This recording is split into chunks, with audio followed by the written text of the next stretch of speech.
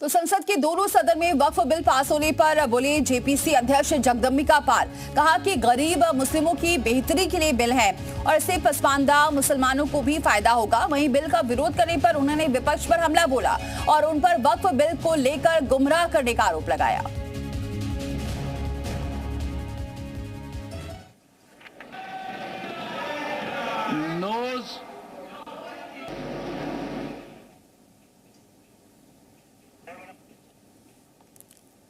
तो इस देश के गृह मंत्री श्री अमित शाह जी ने लोकसभा में कल सदन में कहा कि देश के लोगों को गुमराह कर रहे हैं। ईद में गुमराह किया, जुमे की नमाज में किया और यहाँ भी कर रहे हैं। मैं कहता हूँ कि वक्त मुसलमान के द्वारा होगा, वाकिफ पे कोई दखल नहीं होगा, मुसलमान ही रहेगा, मुतवल्ली मुसलमान ही रहेगा। वक्त भी गरीब मुसलमानों के, पसमानदा के, महिलाओं के, ख़वातीन, बच्चों के, उनके फ़ायदे के लिए, बेहतरी के लिए, हेल्थ एजुकेशन के लिए ही खर्च होगा। इसमें कोई हम दखल नहीं करेंगे।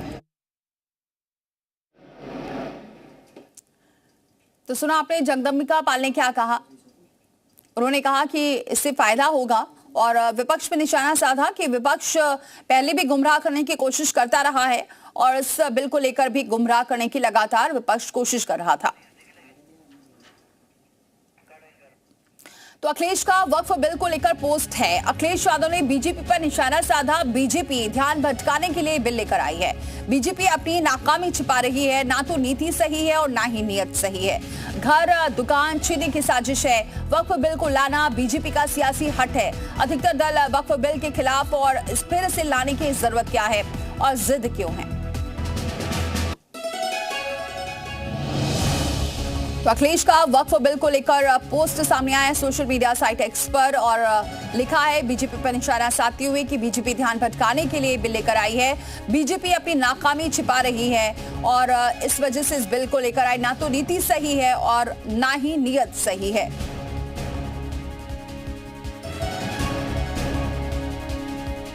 तो घर दुकान छीनने की साजिश है। अखिलेश यादव ने बीजेपी पर निशाना साधा वक्फ बिल को लेकर कि बीजेपी ध्यान भटकाने के लिए लेकर आई है ये बिल अपनी जिद की वजह से, अपने हट की वजह से।